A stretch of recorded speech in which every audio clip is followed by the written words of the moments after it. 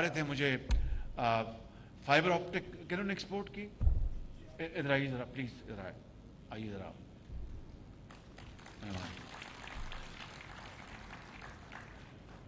अब इन्होंने पता नहीं $70 मिलियन की या $100 मिलियन की यूएई एक्सपोर्ट किए फाइबर ऑप्टिक्स। इनके लिए आप भरपूर तालियां लगाएं। बिल्कुल वेल डन। अब ये है वो आइटम जिसका मैं समझता हूं कि हम सबको बड़ा फ़ख्र होना चाहिए कि ये टेक्सटाइल से हटके है, ये लेदर से हटके है, ये गारमेंट से हटके है। तो ये जो नई इनोवेशन है, नई जो फील्ड्स हैं, उनके लिए मैं समझता हूं कि हमें उनके लिए एक नया मैकेनिज़्म डेवलप करना चाहिए। डॉक्टर मुसद्दिक साहब, आप यहाँ पर तशरीफ़ फरमाएं। मिनिस्टर ऑफ कॉमर्स इस्लामाबाद में बिज़ी हैं, वो नहीं आए। सेक्रेटरी कॉमर्स आप मौजूद हैं।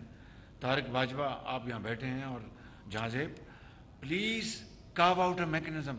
ऐसे एक्सपोर्टर्स को हमें आउट ऑफ द वे जाके इनको हम फैसिलिटेट करें ताकि ये और पाकिस्तान के लिए एक्सपोर्ट्स करें और नई फील्ड्स, नई राहें तलाश करें। Well done.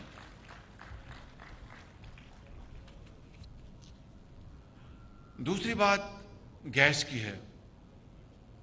अब गैस के लिए बदकिस्मती है कि हमारे मुल्क में गैस की पैदावार और तेल की पैदावार इंतहाई महदूद है। कल मैं केपी में था, डेरा इस्माइल खान में, वहाँ पर हमने बात की जो इन 16 महीनों में जो हमने एडिशन की है नेचुरल गैस में, वो तकरीबन $500 मिलियन की, और अब $500 मिलियन की शायद एक और ये लेके आ रहे हैं। गैस फील्ड तलाश हुई, मगर ये अल्लाह का निज़ाम है। मगर अल्लाह ने हमें आप जैसे बेहतरीन अज़हान दी हैं, ज़मीन दी है, पहाड़ दिए हैं, मादनियात दी हैं, किसी चीज़ की कमी नहीं है।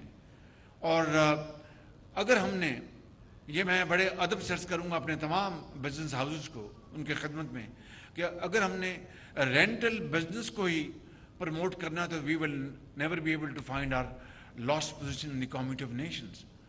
अगर हमने रेंटल पोजीशन से हट के कंपटीशन को हमने फेस करना है, उसके लिए नई जदीद टेक्नोलॉजी लानी है, एफिशिएंट मशीनरी लानी है, प्रोडक्शन आपने बढ़ानी है किसी भी फील्ड में, तो वो है तरीका कि अगर हम अल्टीमेटली पाकिस्तान को अल्हम्दुलिल्लाह इस फील्ड में बहुत तेज़ी से आगे लेके जा सकते हैं।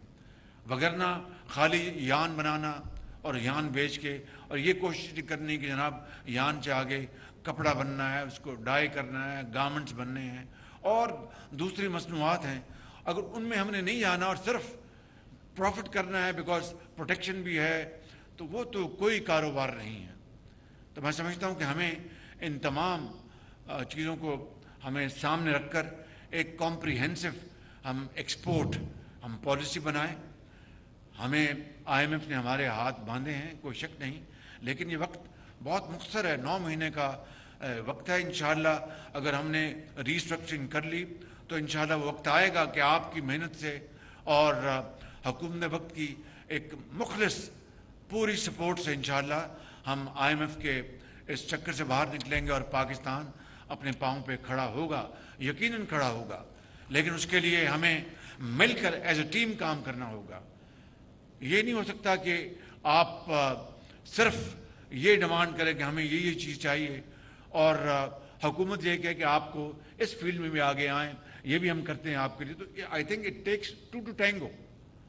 तो आइए मंडे को मेरे साथ बैठें इस्लामाबाद में, और बैठ के हम 1 दिन लगाते हैं, 2 दिन लगाते हैं, एक कॉम्प्रिहेंसिव एक प्लान बनाएं। जो कुछ इस वक्त हम कर सकते हैं वो हम कर गुजरें। उसके बाद IMF का जब प्रोग्राम ख़त्म हो रहा होगा उन 9 महीनों में, मुझे उम्मीद है कि इंटरिम गवर्नमेंट, उसके बाद जो इलेक्शन के बाद जो भी गवर्नमेंट आएगी, मुझे पूरा यकीन है कि वो इंशाअल्लाह इस मुल्क की सनत व हिरफत को आगे लेके चलेगी, ज़राअत को आगे लेके चलेगी। और देखिए आज अरब न्यूज़ में एक आर्टिकल छपा है, और उन्होंने, चाहे वो एक आर्टिकल है, लेकिन उन्होंने पाकिस्तान के बारे में एक नेक ख्वाहिशात का इजहार किया है। और वो सफ़ीर होते थे पाकिस्तान में सऊदी अरेबिया के, असीरी साहब, मेरा ख्याल रिटायर हो गए, उन्होंने लिखा है।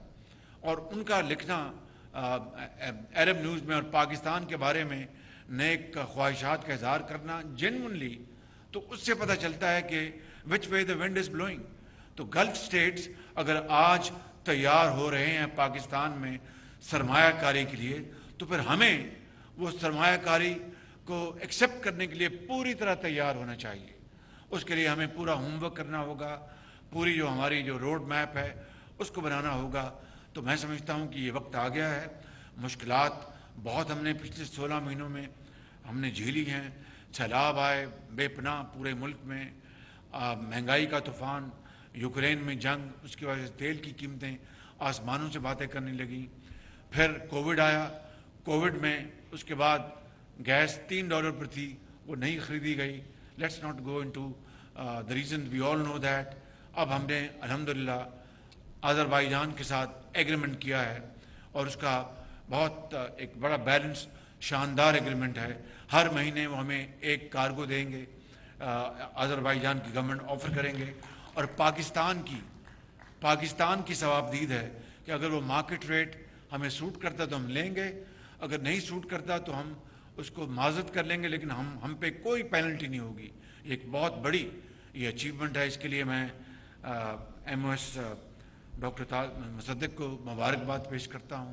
میں کیپٹن محمود ان کے سیکرٹری، ان کو مبارکباد پیش کرتا ہوں. تو اسی طریقے سے اگر محنت کریں گے تو کوشش کریں گے تو انشاءاللہ راستہ ضرور نکلے گا، اور ضرور اللہ تعالیٰ ہم پر اپنا بے پایاں فضل و کرم کرے گا. شرط یہ ہے کہ ہم یہ فیصلہ کر لیں کہ ہم نے پاکستان کو تمام مشکلات کے باوجود ہم نے آگے لے کے جانا ہے.